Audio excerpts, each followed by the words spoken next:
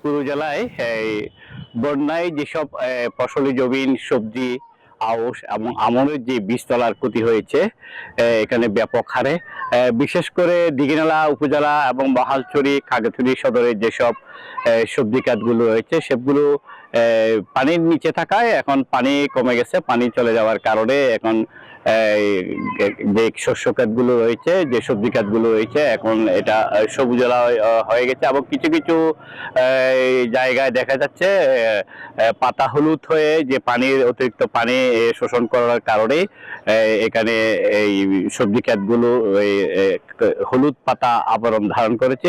কৃষকরা আমাদেরকে জানিয়েছেন যে বিশেষ করে এখানে গোখাদ্যের জন্য যারা, বিশেষ করে কয়েকটা যে গরু খামারি রয়েছে, তারা যে গোখাদ্যের জন্য যে চাষ করেছিল সেগুলো চেঙ্গি নদীর পানিতে প্লাবিত হয়ে তাদের নিম্নাঞ্চলগুলোতে পানি ঢুকে সেগুলো এখন কাদায় একাকার হয়ে গেছে।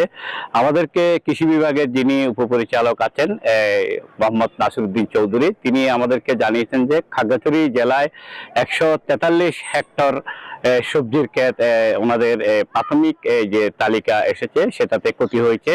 একইভাবে আউশ ধানের যে ক্ষতি হয়েছে 138 হেক্টর জমিতে, এবং সর্বশেষ যারা আমনের বীজতলা করেছিল সে আমনের বীজের ক্ষতি হয়েছে 202 হেক্টর জমিতে। তিনি আমাদেরকে জানিয়েছেন যে 9টি উপজেলায় যে ক্ষতি হয়েছে তার নিরূপণের জন্য তাদের 9টি যে কৃষি বিভাগের উপজেলা কর্মকর্তাগণ রয়েছে তারা কাজ করছেন। খাগড়াছড়িতে এখন আর গুড়ি গুড়ি বৃষ্টি হলেও ভারী কোনো বৃষ্টিপাত নেই, ফলে এখন মানুষের মধ্যে একটা আতঙ্ক নেই বললেই চলে।